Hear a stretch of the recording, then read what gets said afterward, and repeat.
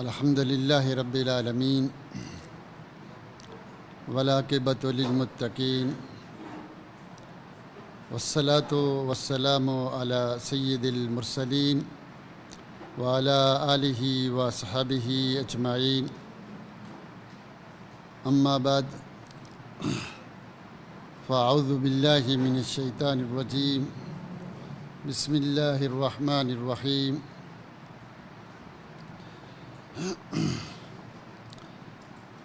ما يكون من نجوى ثلاثة إلا هو رابعهم ولا خمسة إلا هو سادسهم ولا أدنى من ذلك ولا أكثر إلا هو معهم أينما كانوا ثم ينبئهم بما عملوا يوم القيامة إن الله بكل شيء عليم۔ اللہ تعالیٰ کی حمد و ثنا اور رسول معظم صلی اللہ علیہ وآلہ وسلم پر درود و سلام کے بعد، میرے بھائیوں، میرے دوستو، آج میں آپ کے سامنے انشاءاللہ العزیز معیت کے موضوع پر آپ کے سامنے گفتگو کروں گا، اور یہ موضوع بہت ضروری ہے، اور میں نے کچھ مخصوص موضوع اختیار کیے ہیں جو میں آپ کے سامنے گفتگو کروں گا۔ چونکہ وقت بہت کم ہے، سارے موضوعات پر گفتگو نہیں ہو سکتی، اس لیے چند مخصوص موضوع کا انتخاب کروں گا اور آپ کے سامنے گفتگو ہوگی انشاءاللہ۔ اور آج آپ کے سامنے معیت کے موضوع پر گفتگو ہوگی۔ یہ تھوڑا سا مشکل موضوع بھی ہے، اس کو صحیح کریں، اوپر چلا جاتا ہے، میرے برابر رہے، بس یہاں پر رہے، بس اس کو یہاں سیٹ کرو، نیچے چلا جاتا ہے، تھوڑی دیر بعد نیچے جا رہا ہے، اس کو ٹائٹ کرو۔ تو یہ جو مجلسیں ہیں ہماری، یہ مجلسیں بڑی قیمتی ہیں، اس لیے کہ ان کے اندر ہم علم سیکھتے ہیں، اور جب ہم علم سیکھتے ہیں تو یہ جہالت کا علاج ہے۔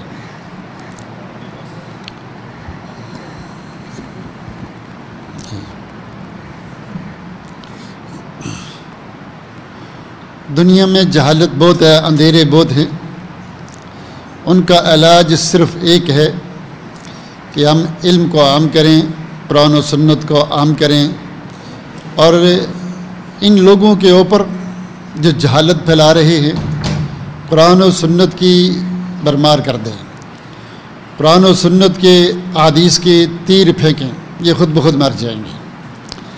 اور ویسے بھی قرآن و سنت کی گفتگو کرنا، اسماء و صفات کے اوپر گفتگو کرنا، توحید کے اوپر گفتگو کرنا، یہ اللہ کی تعریف ہے، اور اللہ کو اپنی تعریف بہت اچھی لگتی ہے۔ اللہ رب العزت کو اپنی تعریف بہت اچھی لگتی ہے۔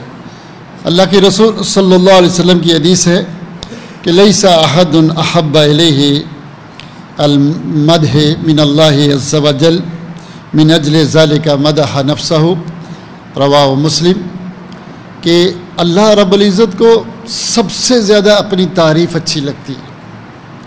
اللہ رب العزت کو اپنی تعریف بہت زیادہ اچھی لگتی ہے، تو اس لیے اس نے اپنی تعریف بیان کی ہے۔ اور اللہ کی یہ بہت بڑی تعریف ہے کہ ہم اس کے اسماء و صفات کا ذکر کریں، اس کی توحید کا تذکرہ کریں، یہ اللہ کی تعریف ہے۔ اس سے اللہ رب العزت بہت خوش ہوتا ہے، جنت دیتا ہے۔ تو آج جس موضوع پر ہم گفتگو کریں گے وہ معیت کا موضوع ہے کہ اللہ ہمارے ساتھ ہے۔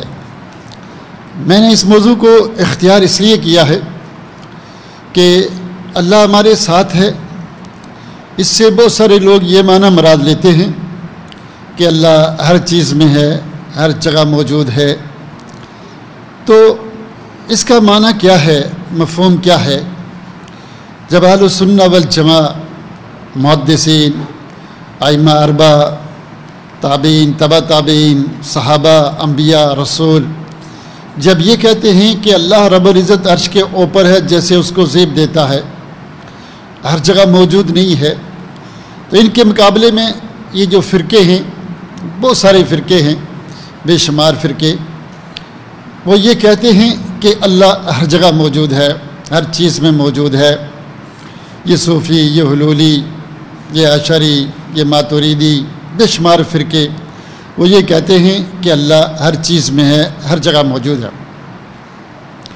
جب ہم ان کے سامنے قرآن و سنت کی آیات اور احادیث پیش کرتے ہیں، قرآن و سنت کے دلائل رکھتے ہیں، تو وہ آگے سے ہم کو یہ آیات پڑھتے ہیں کہ لا تحزن ان اللہ معنا اننی معکما اسمع و ارا، کہ میں تمہارے ساتھ ہوں، ان اللہ مع الصابرین، اللہ صبر کرنے والوں کے ساتھ ہے، وہ معکم، وہ تمہارے ساتھ ہے، تم جہاں بھی ہو۔ تو وہ یہ کہتے ہیں کہ اللہ تمہارے ساتھ ہے، تم جہاں بھی ہو، تو اس لیے اللہ ہر جگہ موجود ہے، ہر چیز میں موجود ہے۔ تو اس کا کیا جواب ہے؟ ان کے اس شبے کا کیا جواب ہے؟ میں تفصیل سے اس شبے کے اوپر گفتگو کروں گا۔ آپ کاغذ قلم بھی پکڑ لیں اور میرا اپنے دماغ بھی، دل بھی میری طرف کریں، سنیں، یہاں سمجھیں گے تو باہر جا کر دنیا کو سمجھائیں گے، اس لیے پوری توجہ میری طرف رکھیں۔ سب سے پہلے ہم یہ دیکھتے ہیں کہ لغت عربی کے اندر معیت کا کیا معنی ہے۔ لغت عربی کے اندر معیت کا کیا معنی ہے؟ تو جب ہم اس کو دیکھتے ہیں لغت عربی کے اندر اس کا کیا معنی ہے، تو اس کے 3 معنی ہیں عربی زبان میں۔ عربی زبان میں اس کے کتنے معنی ہیں؟ 3 معنی۔ پہلا معنی یہ ہے کہ اضم شیء الی شیء، اختلاط الاختلاط والاشتراک والماسہ والمازجہ، کہ اضم شیء الی شیء، کسی چیز کو کسی چیز میں ملا دو، ایک چیز کو دوسری میں ملا دو، ڈال دو، اختلاط ہو جائے، اشتراک ہو جائے، ایک چیز دوسرے کے اندر مکس ہو جائے۔ جیسے عربی زبان میں کہتے ہیں اسقنی ماء مع اللبن، مجھے پانی پلاؤ دودھ کے ساتھ، تو یعنی دودھ پانی میں، پانی دودھ میں، پانی دودھ میں، دودھ پانی میں اختلاط ہو گیا، اشتراک ہو گیا، حلول ہو گیا، مازجہ ہو گیا۔ تو یہ معنی پہلا ہے عربی زبان میں معیت کا۔ معیت کا عربی زبان میں پہلا معنی کیا بتلایا کہ کیا معنی بتایا؟ الاختلاط، اشتراک، الماسہ و المازجہ۔ جیسے اضم شیء الی شیء، ایک چیز کو دوسری چیز کے اندر ڈال دینا، مکس کر دینا۔ جیسے مثال دی میں نے اسقنی ماء مع اللبن، کہ مجھے دودھ پلاؤ پانی کے ساتھ، دودھ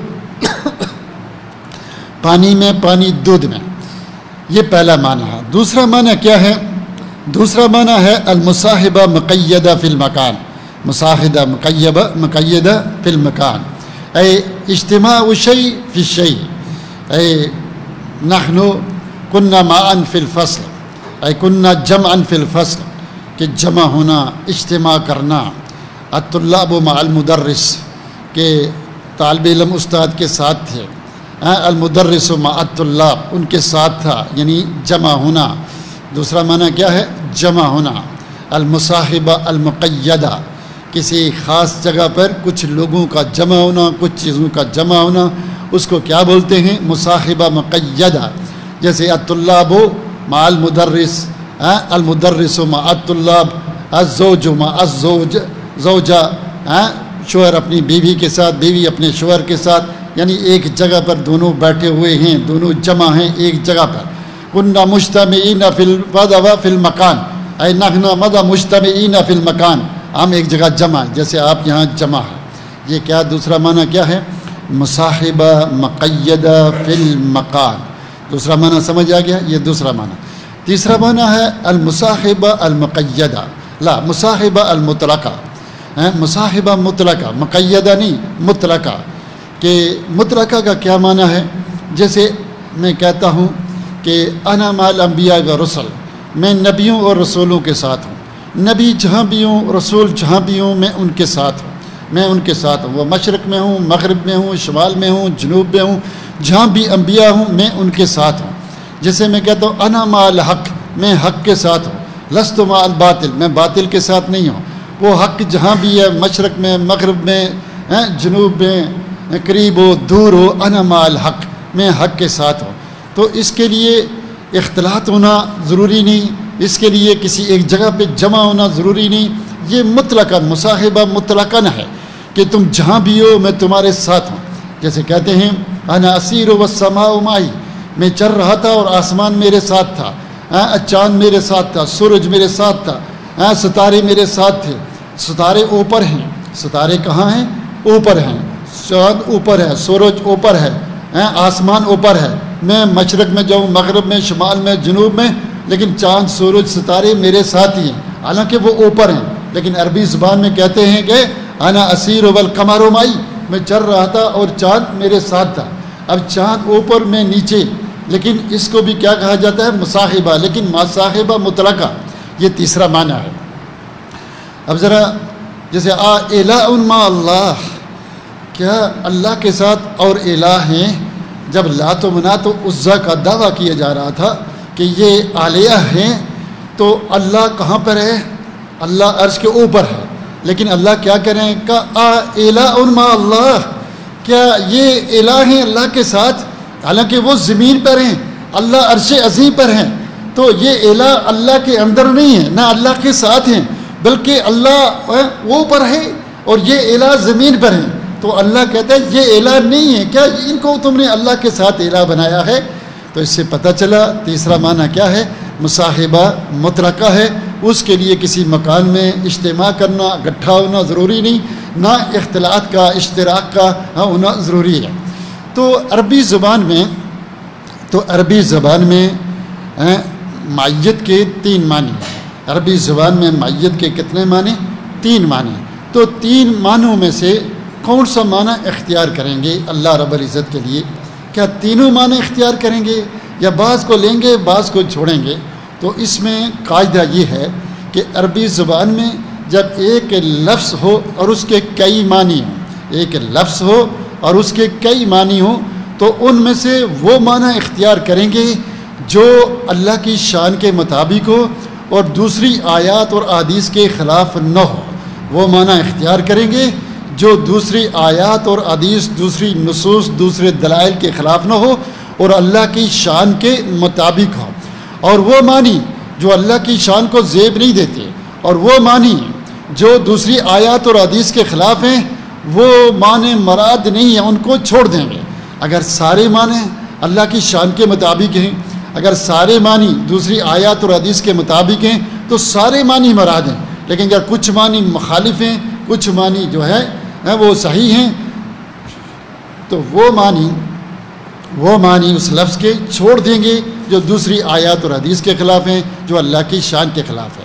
مثلا قرآن میں آتا ہے وَوَجَدَكَ ضَالًّا وَوَجَدَكَ ضَالًّا فَهَدَىٰ، اے محمد صلی اللہ علیہ وسلم، ہم نے آپ کو ضالن پایا اور آپ کو ہدایت دی۔ ضالن کے کئی معنی ہیں، چور بھی ضالن ہے، ڈاکو بھی ضالن ہے، قاتل بھی ضالن ہے، وہ بھی گمراہ ہے۔ ضالن کے کئی معنی ہیں، اور ان معنوں میں سے ایک معنی فاقد الطریق ہے، گم کردہ راستہ۔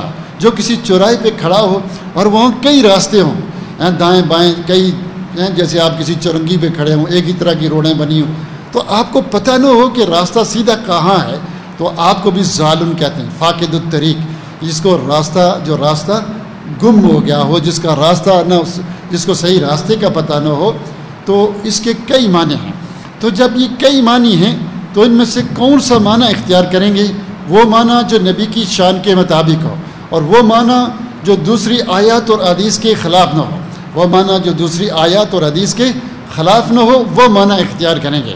اب چور، ڈاکو، قاتل، یہ تو معنی نبی کو نہ زیب دیتے ہیں، نہ نبی کی شان کے مطابق ہے، کوئی مسلمان ان معنوں کا تصور بھی نہیں کر سکتا، ٹھیک ہے، بلکہ یہ دوسری آیات اور حدیث کے بھی خلاف ہے۔ تو اس لیے یہ معنی مراد نہیں ہے۔ کون سا معنی مراد ہے؟ فاقد الطریق، کہ آپ کو سیدھے راستے کا پتہ نہیں تھا۔ ما تدری مل کتاب والایمان، اس وقت یہودیت بھی تھی، عیسائیت بھی تھی، مجوسیت بھی تھی، بے شمار فرقے تھے، لیکن صراط مستقیم نہیں تھا۔ آپ کو صراط مستقیم کا پتہ نہیں تھا، تو ہم نے وحی کر کے جبریل کو بھیج کر قرآن و سنت کو اتار کر آپ کو فہدا سیدھے راستہ دکھایا، سیدھا راستہ دکھایا۔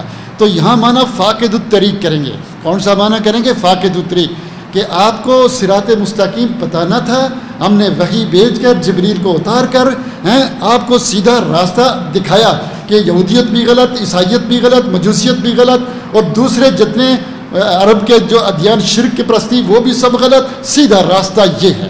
تو اس لیے اب جس طرح یہاں ہم نے ایک معنی اختیار کیا جو دوسری آیات اور حدیث کے مطابق، جو نبی کی شان کے مطابق، اسی طرح معیت کا وہ معنی اختیار کریں گے جو اللہ کی شان کے مطابق ہو اور دوسری آیات اور حدیث کے مطابق ہو۔ پہلا اور دوسرا معنی اللہ کی شان کے مطابق نہیں ہے۔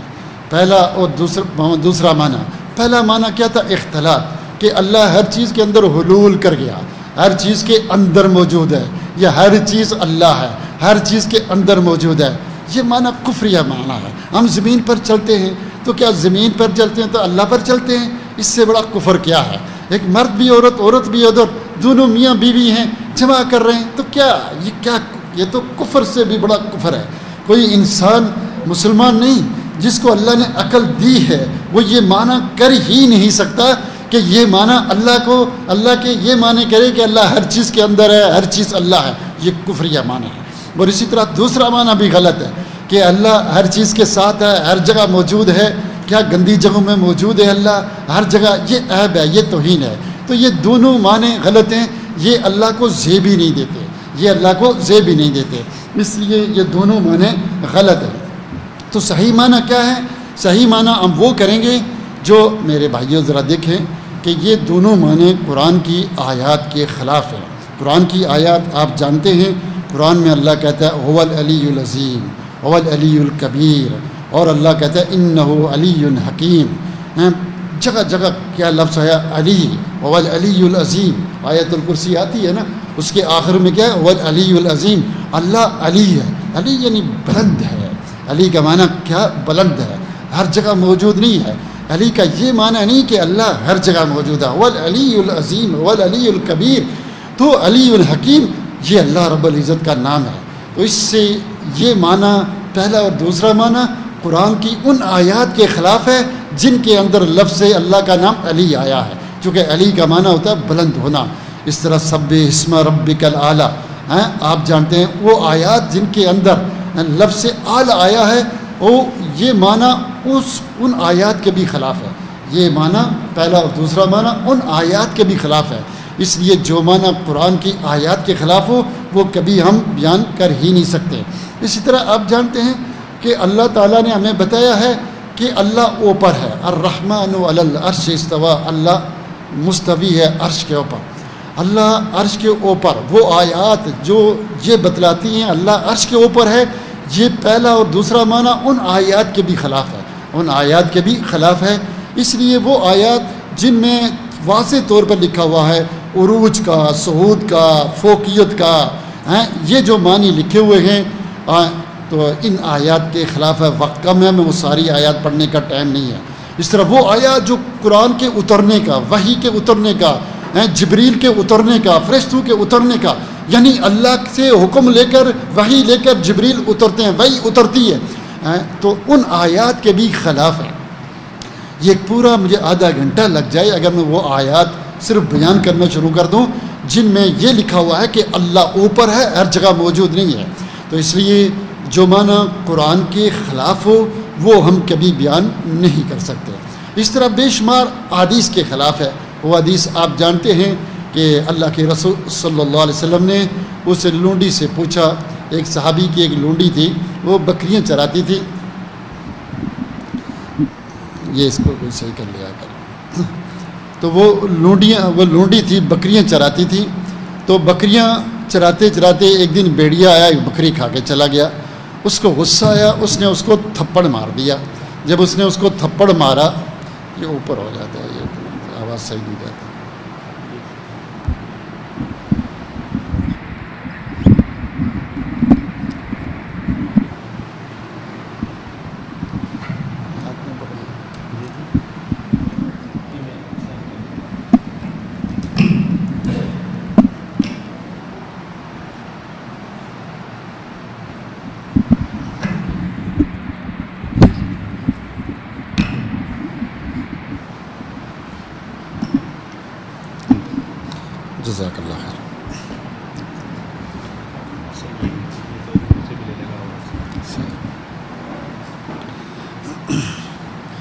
تو وہ بکریاں چراتی تھی. ایک دن بھیڑیا آیا, بکری کھا گیا, تو اس کو غصہ آیا, اس نے اس کو تھپڑ مار دیا. پھر افسوس ہوا کہ یہ تو ہونے والی بات تھی, بھیڑیے کے نصیب میں تھی, میں نے اس کو تھپڑ مارا, غلط کیا. وہ اللہ کے رسول صلی اللہ علیہ وسلم کے پاس آیا اور آ کر کہتے اللہ کے رسول, میں اس لونڈی کو آزاد کرنا چاہتا ہوں, چونکہ میں نے زیادتی کی, تھپڑ مارا, تو اب اس کا بدلہ یہ ہے کہ میں اس کو آزاد کر دوں. اللہ کے رسول صلی اللہ علیہ وسلم نے فرمایا کہ اس کو میرے پاس لاؤ. جب اس کو لایا گیا تو آپ نے اس سے پوچھا این اللہ, اللہ کہاں ہے؟ فقالت, اس نے کہا فی السماء, آسمانوں میں ہے. پھر فرمایا من انا, میں کون ہوں؟ کہا انت رسول اللہ, آپ اللہ کے رسول ہیں. تو آپ صلی اللہ علیہ وآلہ وسلم نے ارشاد فرمایا آتکھا فإنہا مومنہ, اس کو آزاد کرو, یہ مومنہ ہے, یہ مومنہ ہے. صحیح مسلم کی حدیث ہے. تو جو یہ کہے کہ اللہ اوپر ہے وہ مومنہ ہے, مومن ہے. ٹھیک ہے, اس کا یہ معنی ہوا کہ اللہ ہر جگہ موجود نہیں ہے. اور یہ سوال پوچھنا جائز ہے کہ اللہ کہاں ہے, جواب دینے والا دے کہ اللہ اوپر ہے, ہر جگہ نہیں ہے. اس طرح اللہ کے رسول صلی اللہ علیہ وآلہ وسلم جب آخری خطبہ دیا, آخری حج کیا اور خطبہ دیا, لوگوں سے کہا تم میرے بارے میں کیا کہتے ہو؟ میں نے حق پہنچا دیا, کل اللہ تم سے میرے بارے میں پوچھے گا, مجھے تمہارے بارے میں پوچھے گا. حل بلغت, تو کیا میں نے حق پہنچا دیا, جو وحی دین لے کر آیا تھا پہنچا دیا؟ سب نے کہا قد بلغت ادیت الحق ادیت الامانہ, آپ نے امانت کا حق ادا کر دیا, حق پہنچا دیا. پھر آپ نے اپنی انگلی مبارک کو رفع اصبعہ الی السماء, اپنی انگلی کو آسمانوں کی طرف اٹھایا اور کہا اللہ مشہد, اللہ مشہد, اللہ مشہد, 3 دفعہ کر کے کہا اللہ تو گواہ ہے کہ میں نے حق پہنچا دیا, یہ لوگ کہہ رہے ہیں. اس کا مطلب کیا ہے کہ اللہ اوپر ہے, ہر جگہ موجود نہیں ہے, ہر جگہ موجود نہیں ہے. تو میرے بھائیوں, میرے دوستوں, جو معنی قرآن کے خلاف ہو, حدیث کے خلاف ہو, وہ معنی صحیح نہیں ہے. آپ جانتے ہیں کہ جب انسان سجدے میں جاتا ہے, تو اللہ کے قریب تر ہو گیا. انسان کی عزت کی جو جگہ ہے, سب سے عزت والی, شرف والی, بزرگی والی یہ چہرہ ہے, یہ سب سے عزت والا ہوتا ہے. اور انسان اس کو زمین پر رکھتا ہے, ایک عجیب کیفیت بنا کر کہتا ہے کہ اے اللہ میرا کوئی تکبر, کوئی غرور نہیں, میں عبادت کے لیے پیدا کیا گیا ہوں, میں نے سر زمین پر رکھ دیا. سر وہاں رکھ کر کیا کہتا ہے؟ سبحان ربی الاعلیٰ, کہ اللہ تو اوپر ہے, ہر جگہ موجود نہیں ہے.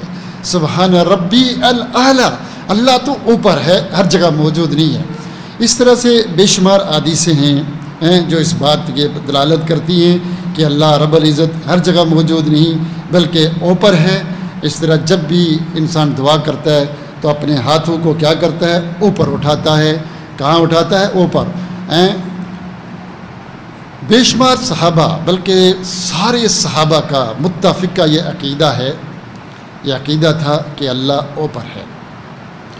ام المومنین زینب سلام رضی اللہ تعالی عنہا کہتی ہیں زوجکن اہلی کن وزوجنی اللہ فوق 7 سماوات, کہ تمہارے نکاح تمہارے گھر والوں نے کرائے, تمہارے نکاح تمہارے گھر والوں نے کرائے. وزوجنی اللہ من فوق 7 سماوات, میرا نکاح اللہ نے 7 آسمانوں کے اوپر سے کرایا. یعنی صحابہ کا عقیدہ کیا تھا کہ اللہ ہر جگہ موجود نہیں, اللہ کہاں ہے؟ 7 آسمانوں کے اوپر ہے. خولہ بنت ثعلبہ ایک عورت تھی, بوڑھی ہو گئی, تو عمر رضی اللہ تعالی عنہ اپنے لشکر کے ساتھ, اپنے ساتھیوں کے ساتھ گزر رہے تھے. انہوں نے آواز دی اور وہ چلے گئے. بہت دیر کھڑے رہے, ان کے ساتھ باتیں کرتے رہے. واپس آئے, ایک آدمی نے آ کر کہا کہ اے عمر, تم نے قد حبست رجالات قریش بسبب حاضر الجوزہ, اتنی دیر تم نے قریش کے سرداروں کو, بڑے بڑے لوگوں کو روکے رکھا اس بوڑھی عورت کی خاطر. کہا ویحک اتدری من ہذہ, اور تو اللہ کو تجھے پتہ ہے یہ کون ہے؟ کہا نہیں. کہا یہ خولہ ہے جس کی آواز کو اللہ نے قد سمع صوتا فوق 7 سماوات, اللہ نے اس کی آواز کو 7 آسمان اوپر سن لیا تھا. قد سمع اللہ قول التی تجادلک فی زوجہا وتشتکی الی اللہ. 7 آسمانوں کے اوپر سے سن لیا تھا. میں عمر نہ سنوں؟ اگر وہ مجھے 3-4 دن بھی روکے رکھتی میں رکا رہتا, صرف نماز کی اجازت مانگتا, یہاں تک کہ وہ مجھے خود چھوڑتی. تو سب کسی نے نہیں کہا, اعتراض کیا اللہ تو ہر جگہ موجود ہے. تو میرے بھائیوں, اللہ رب العزت کہاں موجود ہے؟ عرش عظیم کے اوپر موجود ہے. سارے صحابہ کا یہی عقیدہ تھا, سارے صحابہ کا یہی عقیدہ تھا. اور عقل سلیم بھی اسی کا تقاضا کرتی ہے, عقل سلیم بھی اسی کا تقاضا کرتی ہے. ذرا غور کریں, ہمیشہ یاد رکھیں یہ اصول, یہ ضابطہ, کہ جس طرح کوئی ایک آیت دوسری آیت کے خلاف نہیں ہے, ایک آیت دوسری آیت کے خلاف نہیں ہے, اسی طرح کوئی آیت کسی حدیث کے بھی خلاف نہیں ہے, اور کوئی حدیث کوئی صحیح حدیث کسی آیت کے بھی خلاف نہیں ہے. یہ لوگوں نے تماشے شروع ہوئے کہ قرآن اور حدیث آپس میں ٹکراتے, ایسا کچھ بھی نہیں ہے. یہ ان کی جہالت ہے, دشمنی ہے, جو اس طرح کا باتیں کرتے ہیں عوام میں اور ان کو حدیثوں سے دور کرتے ہیں. لیکن سچ یہ ہے, حقیقت یہ ہے, کوئی قرآن کی آیت, کوئی صحیح حدیث, ان کے درمیان آپس میں کوئی تعارض نہیں. جس طرح قرآن اللہ کی طرف سے ہے, اس طرح حدیث بھی اللہ کی طرف سے ہے, ان میں تعارض نہیں ہے. یہ قرآن کی تفسیر ہے. اسی طرح عقل سلیم بھی کسی آیت اور کسی حدیث کے خلاف نہیں ہے.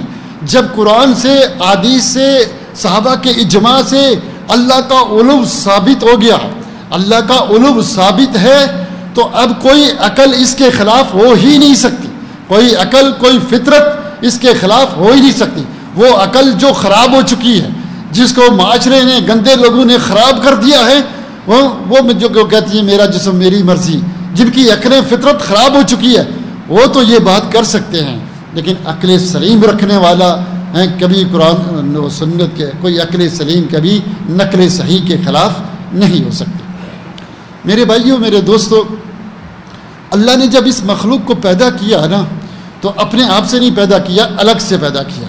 اللہ نے جب اس مخلوق کائنات کو پیدا کیا تو اپنے آپ سے نہیں پیدا کیا, بلکہ الگ سے پیدا کیا. لم یلد ولم یولد. یہ مخلوق اللہ کا حصہ نہیں, اللہ کا جز نہیں ہے. اللہ نے اپنے آپ سے نہیں پیدا کیا, الگ پیدا کیا, ٹھیک ہے, اور باہر سے پیدا کیا. پیدا کرنے کے بعد اللہ نے اس کو اپنے اندر نہیں رکھا, نہ خود اس کے اندر چلا گیا, بلکہ اس کو باہر رکھا. یہ مخلوق اللہ کے اندر نہیں, ہم اللہ کے اندر نہیں, نہ اللہ ہمارے اندر. اللہ نے مخلوق کو الگ سے, باہر سے پیدا کیا اور باہر رکھا, جدا رکھا, اور باہر اپنے اوپر نہیں رکھا, سامنے نہیں رکھا, نیچے رکھا ہے. اس مخلوق کو کہاں رکھا؟ نیچے رکھا. یہ مخلوق نیچے ہے, عرش بھی نیچے, اللہ عرش کے اوپر ہے, اللہ عرش کے اوپر ہے. یہ ساری مخلوق عرش اللہ سے چھوٹا ہے, اللہ بہت بڑا ہے. وہ العلی العظیم, وہ العلی الکبیر, وہ واسع, اللہ اکبر, وہ بہت بڑا ہے. یہ مخلوق بہت چھوٹی ہے. اس لیے عقل کا تقاضا کیا ہے؟ اوپر ہونا, بلند ہونا, غلبہ کاملہ, کسی ذات کا اوپر ہونا, یہ کمال ہے, یہ علو مطلق ہے, علو تام ہے, جو ہم اللہ کے لیے اس کو ثابت کرتے ہیں. یہ عقل بھی اس بات پر دلالت کرتی ہے, عقل بھی اس بات پر دلالت کرتی ہے. اور اسی طرح انسان کی فطرت بھی اس بات پر دلالت کرتی ہے. انسان فطرت, میں نے آپ کو بتایا تھا نا, فطرت کیا ہوتی ہے, میں نے کل بتایا تھا کہ جو سیکھنے سکھانے سے نہیں آتی, خود بخود آ جاتی ہے. آپ کو کوئی گالی دے تو آپ کو برا لگتا ہے, آپ کی کوئی تعریف کرے تو آپ کو اچھا لگتا ہے. میں نے دیکھا ہے 2-5-6 مہینے کے بچوں کو سر پہ ہاتھ پھیرو, پیار کرو, وہ خوش ہوتے ہیں. ان کو غصے سے دیکھو, آنکھیں نکال کے دیکھو تو وہ ڈرتے ہیں, دیکھ کے رونا شروع ہو جاتے ہیں.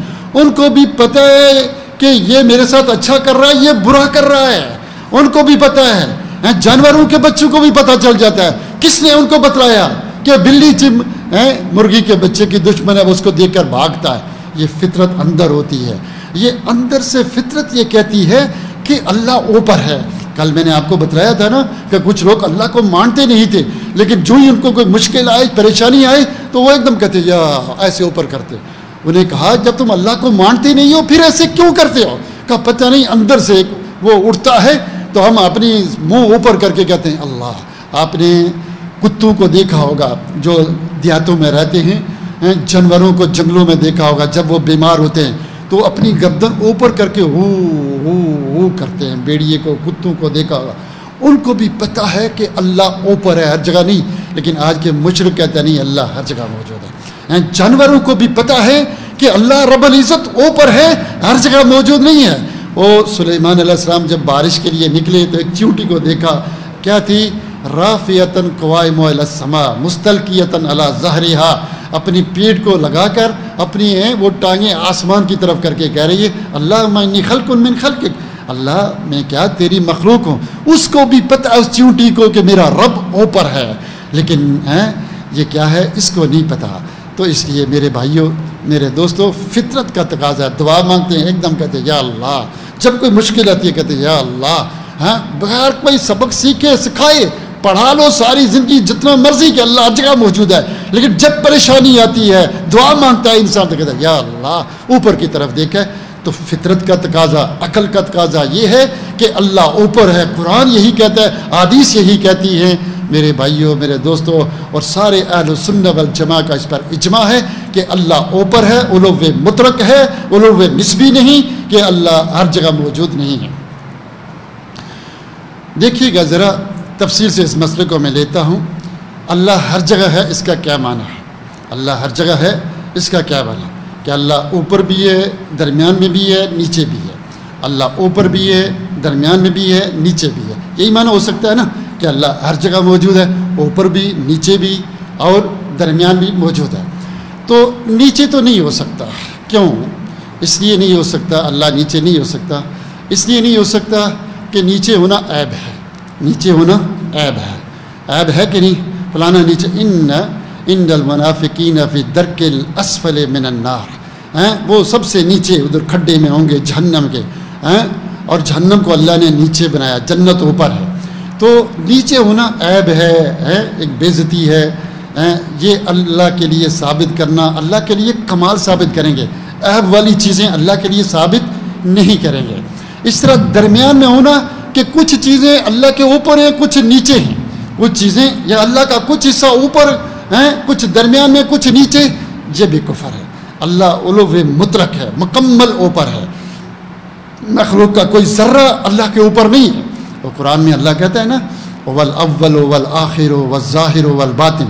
ظاہر کا معنی کیا بتلایا نبی صلی اللہ علیہ وسلم نے؟ صحیح مسلم کی حدیث، لَيْسَ فَوْقَهُ شَيْءٌ، اللہ کے اوپر کچھ نہیں. اگر کہیں اللہ درمیان میں ہے تو کچھ مخلوق اللہ کے اوپر ہے، یہ قرآن کی اس آیت کے بھی خلاف ہے. تو پتہ چلا اللہ نہ درمیان میں ہے نہ نیچے ہے. اللہ کہاں ہے؟ اوپر ہے. هو العلی العظیم. اللہ نے جب بھی دو چیزوں کا مقابلہ کیا، دو چیزوں کا، موت حیات، موت حیات، سننا اور نہ سننا، دیکھنا نہ دیکھنا، سننا نہ سننا، دیکھنا نہ دیکھنا، عاجزی اور قوت، اور غنی اور فقیر، اور موت زندہ، اوپر نیچے. جب بھی دو چیزوں کا مقابلہ ہوا تو اللہ کے لیے کمال ثابت کیا، اللہ کے لیے عیب ثابت نہیں کیا. موت اللہ کے لیے ثابت کرتے ہیں نہیں، اس کی ضد کیا ہے؟ حیات. اللہ کے لیے حیات کاملہ ثابت کرتے ہیں. اللہ سمیع ہے، سمیع ہے نا، اللہ آندھا ہے، سمیع ہے، سننا. کوئی کہے اللہ بہرا ہے، یہ اللہ کے لیے ثابت نہیں کریں گے، بلکہ ایسا سننا کہ اس میں کوئی عیب اور نقص نہیں. بصیر ایسا دیکھنا کہ اس میں کوئی عیب اور کوئی نقص نہیں. کمال کا دیکھنا، کمال کا سننا، کمال کا غنی، ساری مخلوق کو سب کچھ دے دے پھر بھی اس کے خزانوں میں کوئی کمی نہیں ہے. مخلوق فقیر ہے، ہر چیز پر قادر ہے. یہ اس کے لیے کیا؟ علو مطلق. جب کیا ثابت کریں؟ علو سفل، درمیان میں. تو اللہ کے لیے علو مطلق ثابت کریں گے. کیا کریں گے؟ علو مطلق ثابت کریں گے. جیسے اس کی حیات کاملہ ثابت کرتے ہیں، سننا، صفات ہر نقص پاک سننا ثابت کرتے ہیں، دیکھنا ثابت کرتے ہیں. اسی طرح اللہ کے لیے کیا ثابت کریں گے؟ هو العلی العظیم، کہ اللہ علی العظیم ہے، ہر جگہ موجود نہیں، ہر چیز میں موجود نہیں، ہر جگہ موجود نہیں، ہر چیز میں موجود نہیں. کہاں پر ہے؟ هو العلی العظیم. بات سمجھ آ رہی ہے؟ اللہ نے قرآن میں اپنے لیے علو، کمال، یہ کمال مطلق ثابت کرتے ہیں. اس کا مطلب ہے کہ اللہ اوپر بھی ہے، نیچے بھی ہے، درمیان میں بھی ہے. تو اس کے لیے غلبہ کاملہ نہیں ہے. غلبہ کاملہ اللہ کے لیے ثابت کریں گے، یعنی اللہ کی صفات جو ہم ثابت کریں گے، ایسی صفات جن میں کوئی کمی، کوئی نقص، کوئی کجی نہیں ہے. بس ہم کہتے ہیں یہ آدمی بیمار ہے کھانا نہیں کھاتا، یہ آدمی ماشاءاللہ 5 روٹیاں کھا لیتا ہے، یہ ٹھیک ٹھاک آٹا کٹا جیسے کہتے ہیں صحت مند ہے 5 روٹیاں کھا جاتا ہے۔ ایک طرف تو یہ صحت مند ہے کہ 5 روٹیاں ہضم کر رہا ہے، لیکن دوسری طرف یہ کھانے کا محتاج ہے، کھانے کا محتاج ہے۔ تو اس طرح یہ کمال ہم اللہ کے لیے ثابت نہیں کرتے کہ ایک طرف سے تو کمال ہو دوسری طرف سے عیب ہو، یہ کمال نہیں، یہ کمال نسبی کہتا ہے۔ اللہ کے لیے کمال مطلق غلبہ کاملہ علو والمطلق ثابت کریں گے۔ اگر کہیں کچھ اللہ اوپر ہے کچھ نیچے بھی ہے تو یہ عیب ہے، یہ کمال نسبی ہوگا، یہ مقید ہوگا، یہ اللہ کے لیے ثابت نہیں کریں گے۔ ساری آیات، ساری حدیث، سارے صحابہ کا اجماع، تابعین، تبع تابعین، محدثین کا اجماع ہے کہ اللہ کے لیے غلبہ کامل علو مطلق اس کے لیے ثابت کریں گے، علو مطلق اس کے لیے ثابت کریں گے۔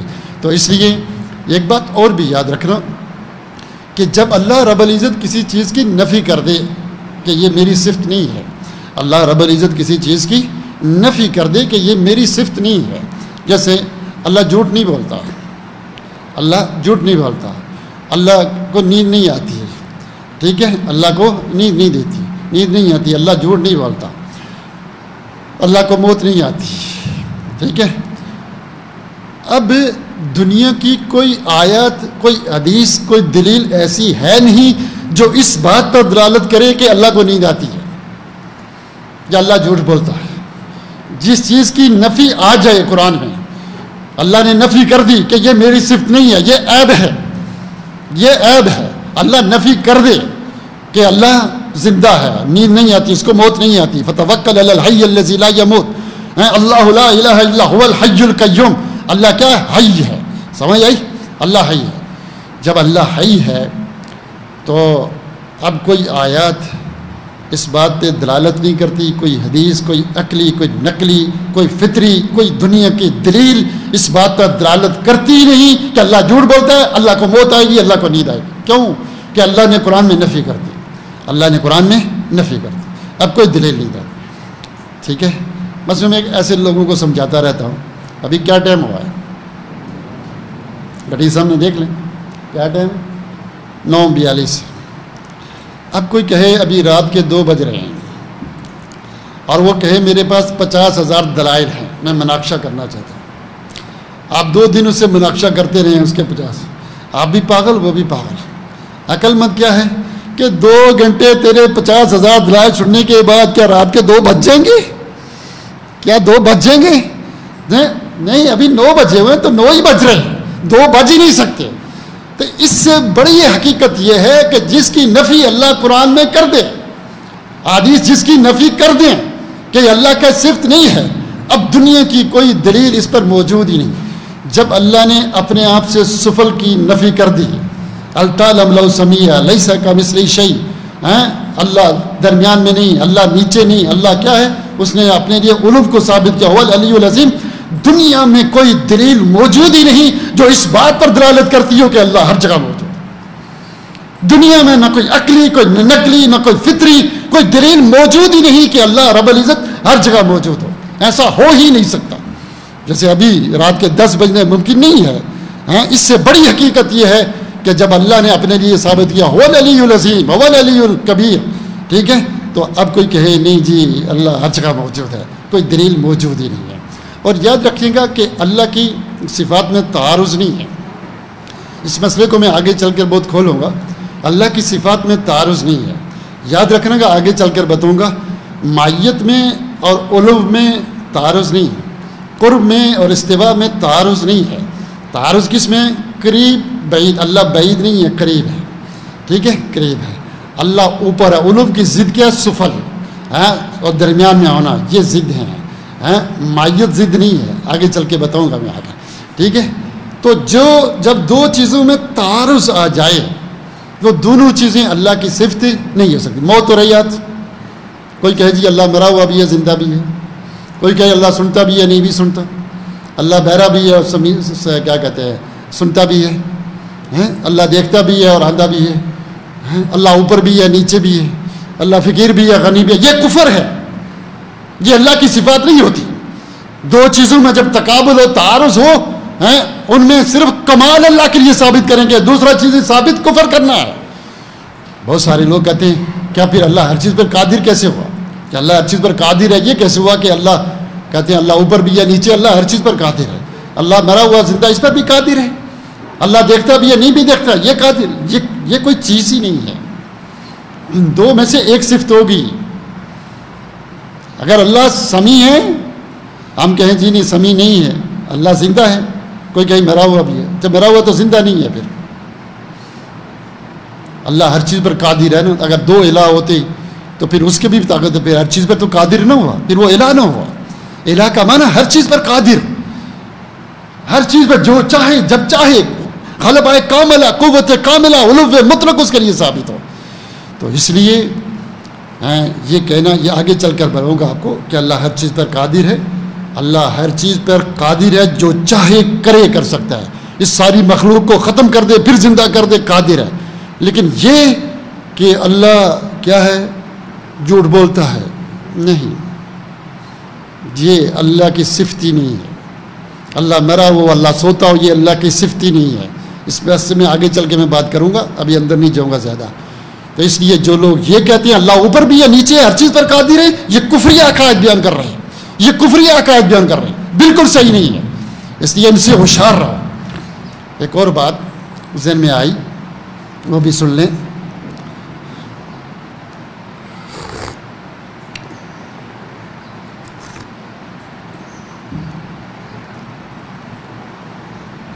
یہ کہتے ہیں کہ اللہ نور ہے، اللہ نور السماوات والارض۔ قرآن کی اس آیت سے دلیل لیتے ہیں اللہ نور السماوات والارض۔ بہت گہری بات کرنے لگا ہوں، سنیں گے تو بہت فائدہ ہوگا۔ اللہ نور السماوات والارض، اور حدیث میں بھی آتا ہے اللہ ما انت نور السماوات، اللہ نور ہے۔ نور کے اوپر میں نے مختلف گفتگو کرنی ہے، وہ آگے چل کر، لیکن ابھی ایک استدلال ہے۔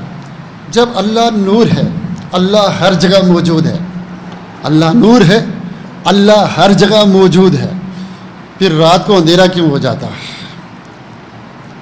وہ گھر میں لائٹیں نہ ہوں، چراغ لے کر آؤ، لائٹ آن کرو تو پھر روشنی آ جاتی ہے نا، اندھیرا ختم ہو جاتا ہے، اندھیرا ختم ہو جاتا ہے۔ اللہ ہر جگہ موجود ہے، اللہ ہر جگہ موجود ہے۔ چراغ کمرے میں آ جائے تو کمرہ روشن ہو جائے،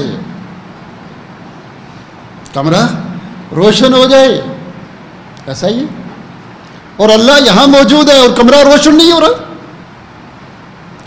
رات کیوں ہوتی ہے؟ نبی صلی اللہ علیہ وسلم کو کہتے ہیں نور من نور اللہ، تو مدینے میں پھر رات کیوں آتی تھی؟ نبی صلی اللہ علیہ وسلم جب وہاں موجود ہیں، اللہ کا حصہ ہیں، تو پھر وہاں رات کیوں آتی تھی؟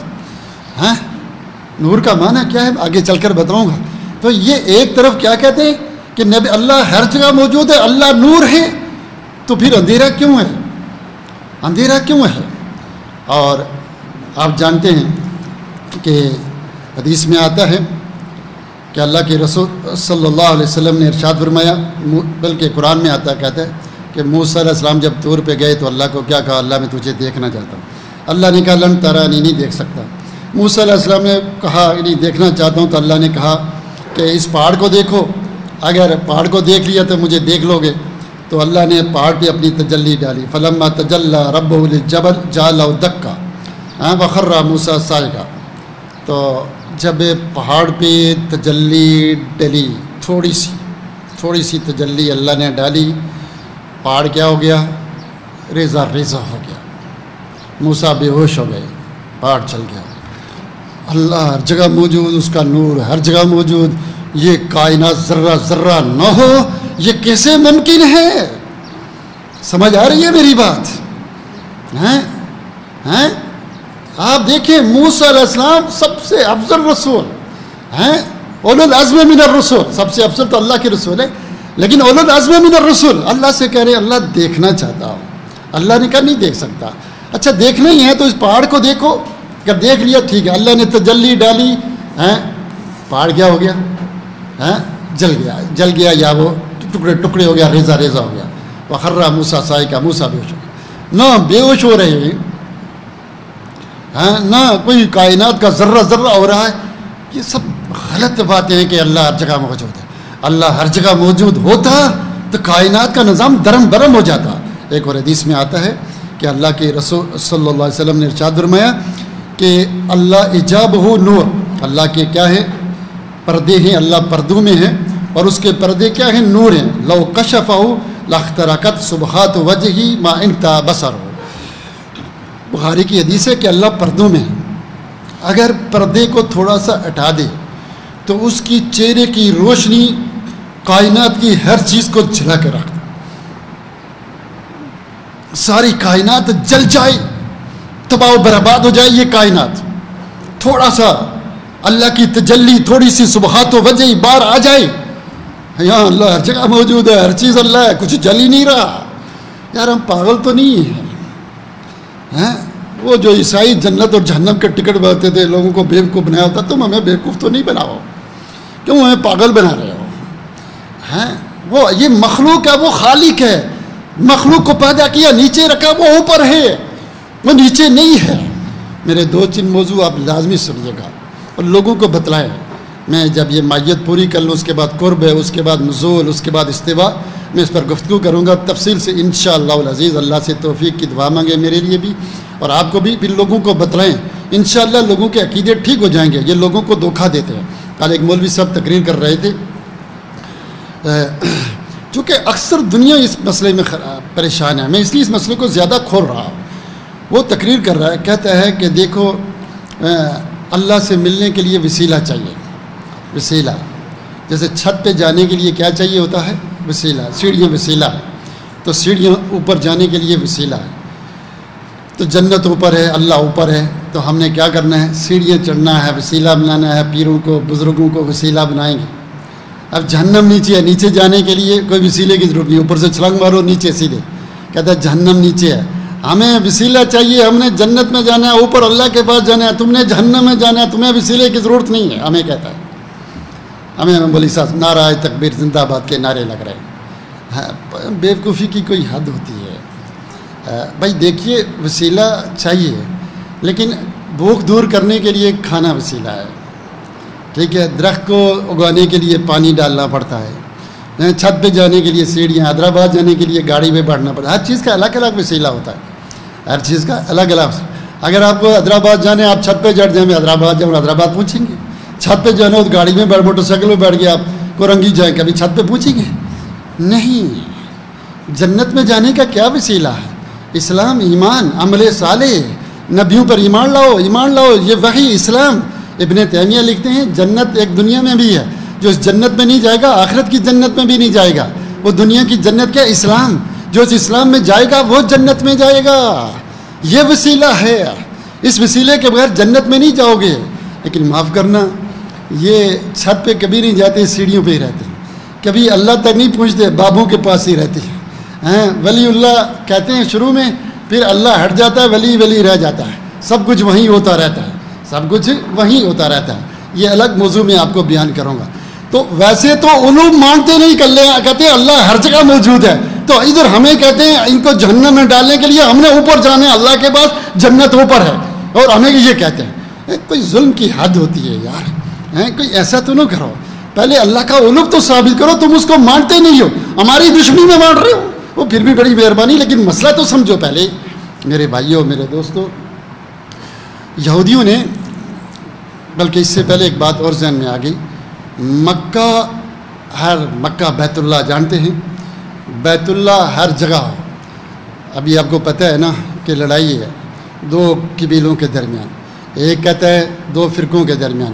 ایک کہتا ہے کہ نبی صلی اللہ علیہ وسلم ہر جگہ موجود ہے، ایک کہتا ہے نبی صلی اللہ علیہ وسلم ہر جگہ موجود. دوسرا کہتا ہے نہیں، اللہ ہر جگہ موجود ہے. 2 گروہ، 2 بڑے گروہ ہیں پاکستان میں.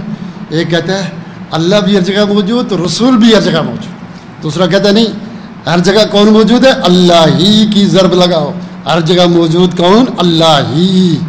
2 گروہ ہیں، ٹھیک ہے. میں آپ کو ایک مثال دیتا ہوں. بیت اللہ، اللہ کا گھر، اللہ کا گھر بیت اللہ، خانہ کعبہ ہر گلی میں ہو، ہر روڈ پہ ہو، ہر جگہ موجود ہو. یہ بیت اللہ کی عزت ہے، یا بیت اللہ کی عزت یہ ہے کہ وہ خانہ کعبہ میں ہو؟ بیت اللہ خانہ کعبہ میں، یعنی وہ وہاں پر موجود ہو، مکہ میں موجود ہو، ہم سارے اس کی طرف منہ کر کے نماز پڑھیں. بیت اللہ کی یہ عزت ہے. یہ عزت نہیں وہ ہر گلی، ہر روڈ پر موجود ہو، ہر گراؤنڈ میں موجود ہو. اس طرح اللہ سب سے اوپر ہو، ہم اس کی عبادت کریں، یہ اللہ کی عزت ہے۔ یہ عزت نہیں کہ اللہ ہر گلی ہر جگہ موجود ہو، یہ بے عزتی ہے، یہ سول ادب ہے، یہ سول ادب ہے۔ نہ اللہ کے رسول ہر جگہ موجود، نہ اللہ ہر جگہ موجود، یہ دونوں غلط پٹری پر جا رہے ہیں۔ اللہ کہاں ہے؟ عرش عظیم کے اوپر ہے، مخلوق سے جدا ہے۔ تفصیلات آئیں گی آگے چل کر، میں بتاؤں گا۔ میں یہ آپ کے دماغوں کے مسئلہ ٹھونسنا چاہتا ہوں، بتانا چاہتا ہوں، اگرچہ میں بہت تھک چکا ہوں، میں اپنی بات ختم کرنے والا ہوں۔ میں ایک آخری بات آپ سے کہتا ہوں، وہ یہ، یہودیوں نے کہا کہ جب اللہ نے کہا من یقرض اللہ قرضا حسنا، کون ہے جو مجھے قرض حسنا دے، تو یہودیوں نے کہا ان اللہ فقیر ونحن اغنیاء، اللہ فقیر ہے اور ہم غنی ہیں، کیونکہ اللہ ہم سے قرض مانگ رہا ہے، جو قرض مانگتا ہے وہ فقیر ہوتا ہے، تو ہم غنی ہیں، ہم سے مانگتے ہیں، جس سے قرض مانگا جاتا ہے وہ غنی ہوتا ہے۔ اب یہودیوں نے یہ سمجھا مانا، کیوں کہ من یقرض اللہ قرضا حسنا، کہ اللہ قرض مانگ رہے ہیں تو اللہ فقیر ہے، ہم غنی ہیں۔ تو کیا یہودیوں نے معنی صحیح سمجھا؟ غلط سمجھا۔ کیوں غلط سمجھا؟ یہ معنی اللہ کی شان کے خلاف، یہ معنی اللہ کی شان کے خلاف، یہ معنی بے شمار آیات اور حدیث کے خلاف، بے شمار آیات اور حدیث کے خلاف۔ جو معنی آیات اور حدیث کے خلاف ہو، اجماع سلف کے خلاف ہو، جو معنی اللہ کی شان کو زیب نہ دیتا ہو، وہ غلط ہے، 100% غلط ہے، کبھی وہ سچ نہیں ہو سکتا۔ اس طرح جو شخص یہ سمجھتا ہے وہ معاکم، اللہ ہر جگہ موجود ہے، بالکل یہودیوں کی طرح وہ یہی سمجھ رہا ہے جیسے یہودیوں نے سمجھا۔ کیوں کہ اس کا صحیح معنی کیا ہے وہ میں آگے چل کر ابھی آپ کو بتلانے والا ہوں۔ جو معنی یہی کرتے ہیں کہ اللہ ہر چیز میں اور ہر جگہ موجود ہے، یہ معنی غلط ہے۔ کیوں؟ میں نے آپ کو دلائل دے کر سمجھایا۔ تیسرا معنی میں نے بتانا تھا لیکن مجھے طبیعت صحیح نہیں ہو رہی اور تھک چکا ہوں۔ انشاءاللہ چونکہ طبیعت صحیح نہیں ہو تو موضوع کے ساتھ انصاف نہیں ہوتا، میرے سامنے تو لکھا ہوا ہے، تو انشاءاللہ اس کو کمپلیٹ، چونکہ وقت بھی تھوڑا زیادہ ہو رہا ہے، اگلے حصے میں کریں گے کہ اللہ ہمارے ساتھ کیسے ہے۔ یہ دو معنی تو غلط ہے، صحیح معنی کیا ہے، اس کی کیا دلائل ہے، اس کیا سمجھو، لوگوں کو بتلاؤ، بار بار سنو، بار بار سمجھو۔ یہ 3-4 موضوع تو لازمی طور پر سمجھو، لازمی طور پر سمجھو۔ قرب، معیت، استواء، نزول، اور اسی طرح فَأَيْنَمَا تُوَلُّوا فَثَمَّ وَجْهُ، حدیث میں آتا ہے، قرآن میں آتا ہے کہ فَثَمَّ وَجْهُ اللَّهِ۔ تو اس کا کیا معنی ہے میں آپ کو تفصیل سے یہ معنی سمجھاؤں گا انشاءاللہ العزیز۔ وجزاکم اللہ خیر۔ السلام علیکم ورحمۃ اللہ۔